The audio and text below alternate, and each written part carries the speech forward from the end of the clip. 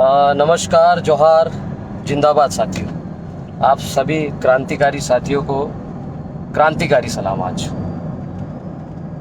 विगत कई सालों से हम लोग देख रहे हैं जिस तरह से आदिवासी अधिकारी कर्मचारियों की स्थिति है वो किसी से छुपी नहीं है। इनके गले में भी सरकारी जो पट्टा है वो किसी गुलामी पट्टे से कम नहीं है। और आप सभी देख रहे हो कि जो वैचारिक मूवमेंट चला है वो कहीं ना कहीं वैचारिक क्रांतिकारी जो आगाज हुआ है वो कहीं ना कहीं युवाओं की वजह से ही आया है। सोशल मीडिया के माध्यम से आया। फेसबुक, व्हाट्सएप, ट्विटर, इनके जरिए लोग आपस में जुड़े और समाज के संगठन को मजबूत बनाने का काम कर रहे हैं। और देश के किसी भी कोने में यदि कई आवाज़ उठती है, किसी का भी किसी भी दलित, पिछड़े, शोषित वर्ग के ऊपर कोई अत्याचार होता है, उनका शोषण होता है या उनके खिलाफ कुछ भी गलत होता है, तो देश के कोने कोने से आदिवासी समाज के प्रत्येक संगठन का प्रत्येक कार्यकर्ता, प्रत्येक व्यक्ति कुछ न कुछ प्रतिक्रिया दर्ज करता है, जताता है, नाराजगी भी दर्ज करता है। और कई बार प्रदर्शन हुए जिसमें अधिकारी कर्मचारी से लेकर सोशल मीडिया पे मेरा निलंबन का जो आदेश है जिस तरह से वायरल हुआ है, और आप सबके जो सवाल है वो सबके एक जैसे सवाल है और सबके सवाल समाज को लेकर ही है। सबसे बड़ा सवाल था, क्या सामाजिक विचारक या सामाजिक कार्यकर्ता या आदिवासी समाज का ही, विशेष करके आदिवासी समाज का, क्योंकि देखो आप देखते हो गैर आदिवासियों में तो वो किसी भी बड़े बड़े मंच पर जाके अपनी बात रखते हैं, बोलते हैं, यहाँ तक कि झंडे भी उठा लेते हैं पार्टियों के, और उनका प्रचार भी करते हैं, डायरेक्टली करते हैं, इनडायरेक्टली करते हैं। उनके खिलाफ कोई कार्रवाई नहीं होती और उनको मन चाहे जगह ट्रांसफ़र भी मिल जाता है, सारी चीज़ें हो भी जाती है, मलाईदार पोस्ट पे भी वही लोग रहते हैं। हमारे तो दलित, पिछड़े जो लोग हैं, दबे कुचले लोग हैं, उनको तो बड़ी मुश्किल से यदि वो डिप्टी कलेक्टर भी बन जाए तो एसडीएमशिप नहीं मिलती है। दूसरा, यदि वो अच्छा इंजीनियर भी होगा तो उसको कहीं ना कहीं लूप लाइन में रखेंगे। तो ये अभी से नहीं, वर्षों से चलता आ रहा है। और मेरे हाथ में ये एक बुक है, ये भारतीय संविधान है। हम जो भी करते हैं इसके दायरे में करते हैं और इसको पढ़ के समझने के बाद आगे बढ़ने की कोशिश करते हैं। इसमें आर्टिकल 19 स्वतंत्र का अधिकार, स्वतंत्रता का अधिकार, और उसमें वाक स्वतंत्र आदि विषय कुछ अधिकार का संरक्षण है। उसमें आप अभिव्यक्ति की स्वतंत्रता है, आपको आप शांतिपूर्ण तरीके से कहीं भी सम्मेलन कर सकते हो, संगठन बना सकते हो, और भारत के राज्य क्षेत्र में संवर्धन, आवाज, संचरण का भी है। फिर उसके बाद में एक दो चीज़ें और मैं बताना चाहूँगा आपको, क्योंकि ये जो आदेश है वो कहीं ना कहीं इसके इर्द गिर्द घूमता है। संस्कृति और शिक्षा संबंधी अधिकार, ये आर्टिकल 29।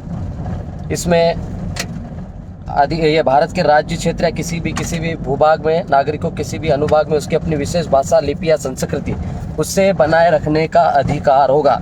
मतलब आपको अपने समाज की सारी चीज़ें बचाने का हक, अधिकार है, ठीक है।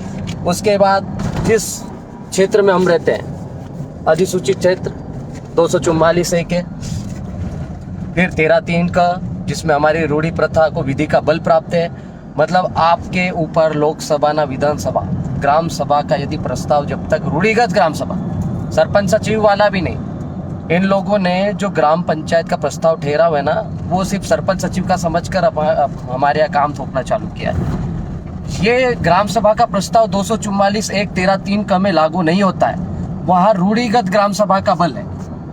वहाँ रूढ़िगत ग्राम सभा मतलब वहाँ के जो पंच है, पटेल है, स्थानीय लोग हैं, उनको पावर है। यदि वो बैठकर ग्राम सभा का प्रस्ताव पारित कर दे कि हमारे यहाँ तो अपनी इच्छा अनुसार अपने ग्राम में ये सारी चीज़ें करवा सकते हैं, और उसके लिए गवर्नमेंट को भी बाध्य होना पड़ेगा, क्योंकि ये ग्राम सभा का जो पावर है वो माननीय दिलीप सिंह जी भूरिया, जो हमारे आदिवासियों के मतलब मसीहा की तरह माने जाते, पूजे जाते हैं, उनका ही कॉन्सेप्ट था पैसा एक्ट, और उसमें ये सारे प्रावधान भी किए गए थे। लेकिन बड़े अफसोस की बात है कि उसको अमल आज तक नहीं लिया गया, अमल किया नहीं गया। और अमल नहीं किया गया, अब हमारे जैसे थोड़े बहुत पढ़े लिखे युवा आवाज़ उठा रहे हैं समाज के नाम पर, बेरोजगार युवा, किसान भी, सभी प्रकार के लोग, सभी लोग यदि अपने हक अधिकार की आवाज़ को बुलंद कर रहे हैं तो हमारे ऊपर एक पॉलिटिकल प्रेशर काम करता है। वो किसके माध्यम से काम करता है? सिस्टम के माध्यम से करता है। देखो, नेता कोई भी डायरेक्ट खुल के कोई कार्रवाई नहीं करता है, ना कर सकता है, उनके हाथ में सिस्टम होता है। तो मेरे ऊपर भी जो हो रहा है, आप सभी देख रहे हो, मैं प्रशासनिक स्तर पर इतना दुखी नहीं हुआ, क्योंकि मेरा स्टाफ जानता है कि मैंने क्या काम नहीं किया और कौन सा किया है। उनका जो आरोप है, पहला आरोप है नेमावर, दूसरा मानपुर, तीसरा कसरावद, 3 घटनाओं को लेकर। अब आप बताओ, आप क्या चाहते हो कि मेरे समाज की बहन बेटियों का बलात्कार हो रहा है? अरे मेरे ही समाज की क्या है यार, देश की किसी भी समाज की, किसी भी जाति की, किसी भी धर्म वर्ग की लड़कियों का, उनकी बहन बेटियों का बलात्कार कर दो, उनको मार डालो, मार डालने के बाद उनको 10-10, 12-12 फीट के गड्ढे कर दो और उस गड्ढे में नमक भी डाल दो, यूरिया भी डाल दो और उनकी बॉडी खत्म कर दो, है ना? और वहाँ का पुलिस प्रशासन सो रहा था। एक बात ध्यान रखना, इतनी बड़ी घटना हो गई जब 1 महीने पहले से वो जो पीड़ित परिवार था वो उनके आगे पीछे पुलिस प्रशासन के पीछे घूम रहा था, टीआई के चक्कर लगा रहा था कि हमको न्याय दो, हमारी बहन बेटियों को ढूंढो। लेकिन उनको कोई मतलब कुछ भी संवेदनशीलता नाम की चीज़ होती है, वो टच से मस नहीं हुए। वो तो शुक्र करो कि अपने जैसा एक युवा पत्रकार भी था जिसने ये सारी चीज़ें खोद के निकाली और बताया कि यहाँ पर ऐसा हुआ था, वैसा हुआ था, तब जाके वो हरकत में आए और फिर एफआईआर के बाद में तलाशी जारी की। तो आप बताओ, वहाँ पर प्रशासन की नाक के नीचे इतना बड़ा कांड हो जाता है, ठीक है, वो टीआई निलंबित नहीं होता है, समझ लो, वो टीआई निलंबित भी नहीं होता, वहाँ का एसपी भी नहीं होता है, वहाँ के डीएम साहब भी नहीं होते हैं, ठीक है। लेकिन ये सोचने वाली बात है कि उस जो एक राष्ट्रीय स्तर की घटना है जिसका विरोध पूरा देश कर रहा है, निर्भया कांड में हमने भी मोमबत्तियां जलाई थी, हाथरस में भी जलाई थी, हमने आज तक देश में कोई पक्षपात नहीं किया। लेकिन नेमावर की घटना में मीडिया ने जो पक्षपात किया, देश के नेताओं ने जो पक्षपात किया और देश की जो जनता ने पक्षपात किया, वो सबसे बड़ा आक्रोश का कारण बना और इसी वजह से युवाओं का सैलाब गया और युवाओं ने आक्रोश में सारी बातें निकाली। अब मेरी बहन बेटियों का बलात्कार हो रहा है और मैं उसके खिलाफ आप आक्रोश जाहिर नहीं करूं ये सोच के कि मेरी नौकरी है तो मैं नहीं बोल सकता, तो इसको नौकरी नहीं बोलते, इसको गुलामी बोलते हैं। नौकरी एक सीमा तक होती है, हम मानते हैं सिविल सेवा आचरण संहिता हमारे ऊपर लागू होता है, लेकिन उसकी भी एक अपनी मर्यादा होती है। भाई कहाँ लिखा है कि रविवार को आप घर के बाहर नहीं जा सकते हो? कहाँ लिखा है कि आप आपके क्षेत्र के बाहर नहीं जा सकते हो? कौन सी किताब में लिखा, मुझे कोई बता दे। दूसरा जो आरोप है मेरे पे वो ये है कि मानपुर की केमिकल वाले मामले में आप लोगों ने प्रदर्शन किया, भड़काऊ भाषण दिया, असंवैधानिक शब्द बोले। आप बताओ, मेरे समाज को मारने के लिए षड्यंत्र हो रहा है क्या? मानपुर की अजनार नदी का पानी सिर्फ आदिवासी पीता है, दलित पीता है, पिछड़ा पीता है? ऐसा नहीं है। वो पानी नर्मदा में भी मिल रहा है और नर्मदा का जल सिर्फ मानपुर इंदौर जिले में ही नहीं जाता है, वो पानी गुजरात में भी जाता, मध्य प्रदेश के बाद महाराष्ट्र में भी जाता है और केनाल के माध्यम से शायद थोड़ा बहुत राजस्थान में भी जा रहा है। तो आप सोचो कितने राज्य प्रभावित हो रहे हैं। जो मानपुर के लोग हैं, आसपास के लोगों को थोड़ा पूछना जाके पता चलेगा कि वहाँ के लोग जो पानी पी रहे थे वो बीमार हो रहे हैं, गाय ढोर मर रहे हैं, विकराल परिस्थितियां निर्मित हो गई। वहाँ के नदी नाले तो ठीक है, बोरिंग में भी गंदा पानी आ रहा है, लाल पानी आ रहा है, एसिड युक्त पानी आ रहा है। और उसके लिए यदि हमने आवाज़ उठाई तो क्या गलत किया भाई? ये कार्रवाई किसको करनी चाहिए थी? हम गए नहीं होते तो वहाँ तो पानी भी नहीं मिल रहा था लोगों को, हम गए तो 2-1 लोगों के और नाम आए एफआईआर में, अब कार्रवाई हो रही है। तो हमने क्या गलत किया? वो भी संडे का दिन था, ठीक है। एक तीसरा आरोप पे मैं कसरावत गया, खरगोन जिले में। तो आप बताइए, खरगोन जिले में जो सेंचुरी है, सेंचुरी यार्ड में 1000 परिवार 1667 दिन से संघर्ष कर रहा था। बुधवार का दिन था, मैं फील्ड गया, फील्ड में कुछ काम नहीं था, फ़ोन आया था मेरे पास, तो मैं घूमते घूमते आगे निकल गया। और देखो सच बोल रहा हूँ मैं, झूठ नहीं बोल रहा हूँ, मैंने कोई छुट्टी नहीं ली थी उस दिन, ठीक है। तो यदि बुधवार को मैं गया, वहाँ पे सेंचुरी यार्ड में जो हज़ारों मजदूर थे, मतलब 1000 परिवार, मतलब एक परिवार में यदि 10-15 लोग भी रहते हैं तो 10 से 15,000 लोग प्रभावित हो रहे हैं वहाँ पे, जिनकी रोजी रोटी का सवाल है।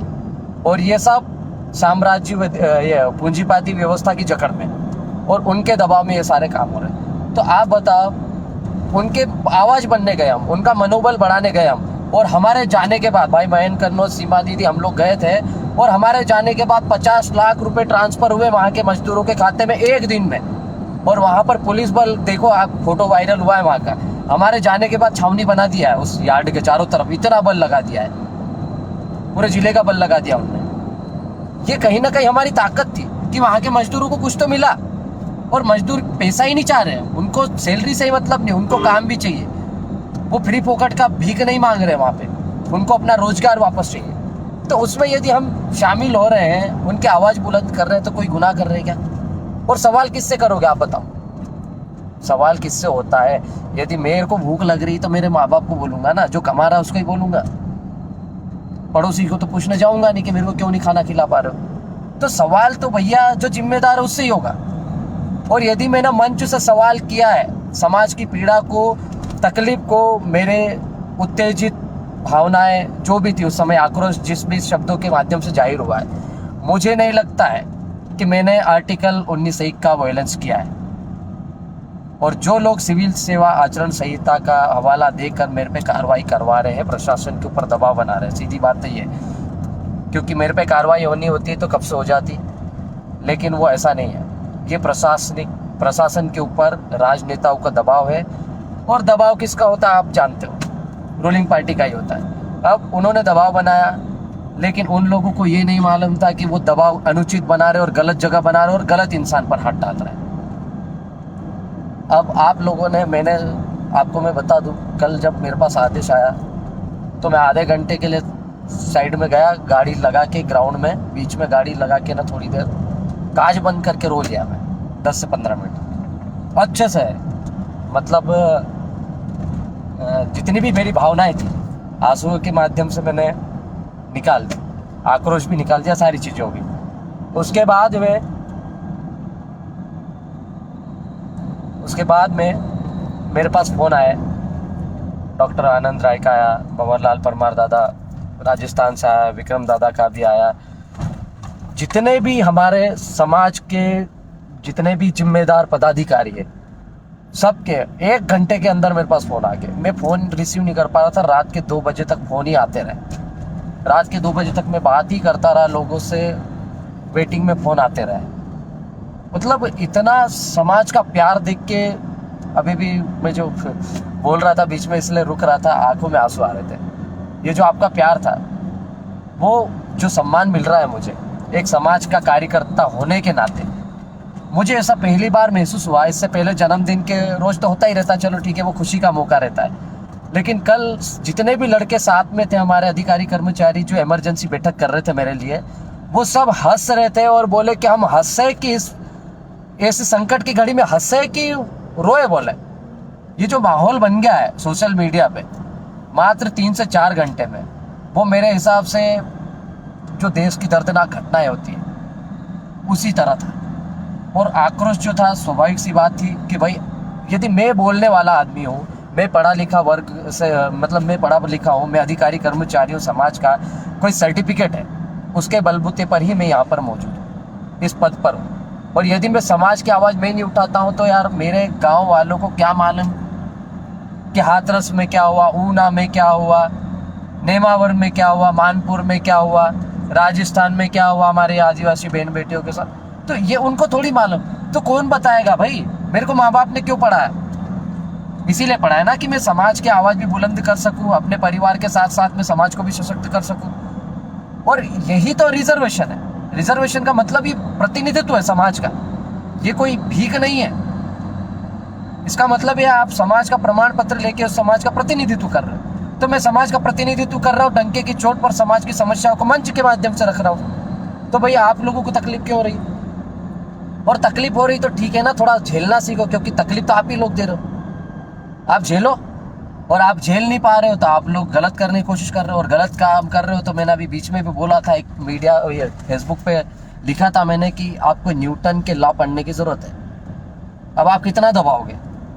आप जिस चीज़ को दबाने की कोशिश कर रहे हो वो दुगनी रफ्तार से ही बाहर आएगी। और देख लिया आक्रोश, फेसबुक, ट्विटर, व्हाट्सएप में मैसेज ही नहीं पढ़ पा रहा हूँ। मैंने किसी को अभी तक रिप्लाई भी नहीं किया। मैंने बस स्क्रीनशॉट लिए और उनका स्टेटस इसलिए रखा कि यार उनको भी ऐसा लगना चाहिए कि नहीं, नितेश भाई पढ़ रहे हैं, देख रहे हैं, समझ रहे हैं उस चीज़ को।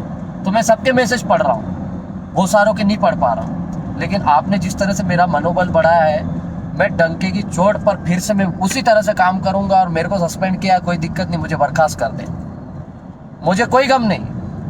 मैं पहले भी बोल चुका हूँ मंच के माध्यम से, अभी फिर बोल रहा हूँ, भाई बिरसा मुंडा ने चमड़िया उधड़वा ली, सर कटा दिया। टंटिया मामा भूखे प्यासे नंगे भूखे घूमते थे, आपको हजारों एकड़ जमीन दी। बाबा साहब का संघर्ष, उनके बच्चे मर गए, वो कफन तक नहीं दिला पाए उनको। ये मामूली बात है क्या? तो उसके संघर्ष के सामने आपका संघर्ष क्या है? एक सस्पेंशन क्या है बताओ, क्या है? आप जो भी हो समाज के बलबूते पे, उसके सर्टिफिकेट के बलबूते पे हो, तो समाज के नाम पर एकाधिक बार सस्पेंड भी हो जाओगे। ये मैं पहले भी बोल चुका हूँ, वो वीडियो भी शायद और ज़्यादा वायरल हो रहा है। तो सस्पेंड होना कोई बड़ी बात नहीं है, होगा, चलेगा। और मुझे खुशी हुई कि मैं समाज के नाम पर सस्पेंड हुआ। मेरा आदेश आपने पढ़ा, स्पष्ट उल्लेख है, और ये आदेश लेकर अभी हम लोग जा रहे हैं सुप्रीम कोर्ट के माननीय अच्छे वकील हैं, उनसे ही मुलाकात करने के लिए हम जा रहे हैं। डॉक्टर आनंद राय साहब ने बोला हमको, पर अपॉइंटमेंट फिक्स हुई है, तो हम 2-4 लोग जा रहे हैं। अभी मैं नाम नहीं बताना चाहूँगा, लेकिन उसी चीज़ को लेकर जा रहे हैं। हम उसको कोर्ट में चैलेंज करेंगे, कोर्ट में चैलेंज करेंगे, और एक ऐसा जजमेंट आना चाहिए जिससे आदिवासी अधिकारी कर्मचारी, त्रिपुरा में आया, इससे पहले भी कई जजमेंट हुए हैं। तो भाई आप, मैं भी वनवासी कल्याण परिषद से निकला हूँ, शाखाओं से निकला हूँ, वहाँ कैसे कैसे अधिकारी कर्मचारी आके काम करते हैं मुझे पता है, मैं नाम नहीं लूँगा। लेकिन जब आप संघ कार्यालय में जा सकते हो, संघ के कार्यक्रम में जा सकते हो, तो एक अधिकारी कर्मचारी सामाजिक मूवमेंट में क्यों नहीं भाग ले सकता? ये सबसे बड़ा सवाल तो ये। हमने किसी पार्टी का प्रचार नहीं किया, किसी पार्टी का झंडा नहीं उठाया, किसी पार्टी के विरुद्ध नारे भी नहीं लगाए, ना किसी पार्टी के प्रचार के लिए वहाँ पर नारे लगाए। तो फिर आप कैसे कह सकते हो, किस आधार पर निलंबित कर रहे हो? तो ये निलंबन मुझे कोई दिक्कत नहीं, लेकिन समाज को इसलिए स्वीकार नहीं है कि आपने सामाजिक कार्यकर्ताओं को सामाजिक कार्य करने से रोकने के लिए चैलेंज किया है, उनकी आवाज़ को दबाने का काम किया है। और उसकी भड़ास सोशल मीडिया पे दिख रही है। गुजरात, महाराष्ट्र के सभी साथी कल आ रहे हैं, और आदिवासी समाज अलीराजपुर की कल आपातकालीन बैठक हुई थी, मुझे अवगत कराया है। उन्हें स्पष्ट कहा है कि हमको कोई मतलब नहीं, नितेश भाई आपके साथ है, और कल की कल कार्यक्रम होगा और जमकर प्रदर्शन होगा, जंगी प्रदर्शन होगा। 24 घंटे का अल्टीमेटम दिया उन्होंने सोशल मीडिया के माध्यम से, शायद एसडीएम साहब को भी दिया है, डीएम मैडम को भी दिया है। और हम भी चाहते हैं कि ऐसे ही कोई अप्रिय घटना ना हो, अप्रिय स्थिति ना निर्मित हो इस जिले में। मैं पहले ही बोल चुका था वरिष्ठ अधिकारी को कि सर मुझे मालूम है कि हम नेतृत्व करता लोग हैं, जब हम दूसरों के लिए आंदोलन खड़ा कर सकते हैं तो नीतीश अलावा के लिए कोई कुछ भी कर सकता है। ये चीज़ मैंने कही थी। और ये आदिवासी समाज का मामला है, क्योंकि ये जो घटना है वो देश की सबसे बड़ी घटना है। ये अधिकारी कर्मचारी या बेरोजगार किसान, युवा, दलित, पिछड़ा वर्ग ही नहीं, इस देश का हर वो व्यक्ति जो जागरूक है, सब आहत हुए। और ऐसी घटनाओं के विरुद्ध हम लोगों ने यदि आवाज़ बुलंद की और आपने हमारी आवाज़ दबाने की कोशिश की, तो निश्चित रूप से न्यूटन का नियम आपको फिर समझ में आएगा, आप पढ़ोगे तो। और एक और शासन प्रशासन से भी मैं अपील करता हूं कि आपको यदि अनुसूचित क्षेत्रों में, अधिसूचित क्षेत्रों में किसी भी अधिकारी को नियुक्त करें, तो कम से कम वो उस क्षेत्र के 5वीं अनुसूचित शेड्यूल एरिया के बारे में ज़रूर अध्ययन करें, ताकि वो वहाँ की भाषा शैली, उनके संरक्षण के हेतु यूएनओ के निर्देश और जो राइट्स है हमारे संविधान में, उसको लेकर संवेदनशील रहे, ताकि हमारे हक अधिकार का संरक्षण बना रहे, हम भी अपनी आवाज़ को बुलंद कर सकें। बाकी और उससे ज़्यादा कुछ नहीं कहूँगा। बहुत सारे मैसेज चल रहे हैं कि रविवार को जोबट में शायद उग्र प्रदर्शन होगा, लेकिन मेरी आप सभी से अपील है कि आप शांतिपूर्ण तरीके से प्रदर्शन करें, क्योंकि हम संविधान को मानने वाले लोग हैं, संविधान का सम्मान करने वाले लोग हैं, और संविधान में हमें जो अधिकार मिले हम उसी अधिकार के तहत वहाँ पर शांतिप्रिय तरीके से शासन प्रशासन का जो भी आप मांग हो वो उनके समक्ष रखें। मांग रखने के बाद में हम जो भी विरोध प्रदर्शन करना चाहें वो उसी दायरे में रहकर करें। कोई भी गलत अप्रिय घटना नहीं होना चाहिए। बाकी आप सभी आए मेरे लिए, सोशल मीडिया पर आए, और मेरे लिए जिस तरह से आपने स्टेटस रखे, वीडियो जारी किए, वो मुझे लगता है आज तक मैंने मेरे सीएम पीएम के लिए भी नहीं देखा था, ऐसा लगा मुझे। तो इतना मनोबल मेरा आपने बढ़ाया, तो उसके लिए बहुत बहुत धन्यवाद। आप सभी को क्रांतिकारी सलाम। आप सभी कल आइए, कोई दिक्कत नहीं, शांतिप्रिय तरीके से इस आंदोलन में भाग लें। और यहाँ से एक ऐसा मैसेज जाना चाहिए दिल्ली तक कि आदिवासी अधिकारी कर्मचारी अपने हक अधिकार के लिए बोल सकता है। जब आदमी संघ की शाखाओं से बोल सकता है, दूसरे कार्यालयों से बोल सकता है, तो आदिवासी अधिकारी कर्मचारी क्यों ना अपने समाज के हक अधिकारों के संरक्षण के लिए, क्यों ना उनकी बहन बेटियों के खिलाफ हो रहे दुराचार के लिए अपनी आवाज़ उठाए। तो ऐसा एक मैसेज जाए, और यही मांग रहे हैं हमारी, और हम इस चीज़ को आगे तक ले जाएंगे। और एक जजमेंट ऐसा आना चाहिए ताकि भविष्य में हमारा अधिकारी भी खुलकर समाज के लिए आए। बस यही लड़ाई हमारी, बाकी कुछ नहीं। सस्पेंशन तो होते रहते हैं, लोग भ्रष्टाचार करके भी सस्पेंड होते हैं, कुछ ट्रैप होते हैं, और कुछ लोग बुरे काम करके भी फंसते हैं। लेकिन यदि मुझे आज गर्व हो रहा है तो बस इस बात के लिए हो रहा है कि मैं समाज के लिए कहीं ना कहीं सस्पेंड हुआ हूँ। और आप सबका प्यार मेरे साथ ऐसे ही बना रहे। बाकी लड़ेंगे, जीतेंगे, और दमदारी से आवाज़ बुलंद करेंगे। मैं नहीं डरता। आप सस्पेंशन तो मैंने पहले ही, मेरे 2 साल 3 साल पुराने भाषण आप देख लो, तो उसमें स्पष्ट मैंने बताया है। तो सस्पेंशन से मुझे कोई डर नहीं। आप मुझे बर्खास्त कर दे तो भी कोई डर नहीं। बस ये सोच लो कि उन्होंने मुझे छेड़ा है और मुझे खुला कर दिया है। पहले मैं कहीं ना कहीं दिल के किसी कोने में मेरा जो शासन प्रशासन के प्रति प्यार था, एक श्रद्धा थी, और जो अनुशासन बनाए रखता था, मैं मेरे रेवेन्यू के खिलाफ गलत शब्द नहीं सुनना पसंद करता था, और आज भी नहीं करता हूँ। मेरे तहसीलदार एसडीएम के खिलाफ कोई गलत बोलता था तो मैं वहाँ खड़ा रहता था, और समाज के नाते मेरी बात हर आदिवासी समाज का युवा सुनता था। अभी वैक्सीनेशन को लेकर भी हमारे युवाओं ने जो काम किया वो किसी प्रशासन ने नहीं किया, बता दूं मैं आपको। हम यदि बैठक नहीं रखते और हम यदि आह्वान नहीं करते तो ये जो वैक्सीनेशन हुआ ना, वो इस प्रतिशत पर नहीं आता, और अलीराजपुर का नाम प्रदेश में नहीं जाता। तो इतना अच्छा काम किया हमारे युवाओं ने, तो वो सब कहीं ना कहीं हम सब की अच्छी ट्यूनिंग की वजह से हुआ है। तो आप सबका सहयोग, मार्गदर्शन ऐसा ही बना रहे। आप सबको बहुत बहुत धन्यवाद, और जोहार, जिंदाबाद, गुलगुलान जारी रहेगा।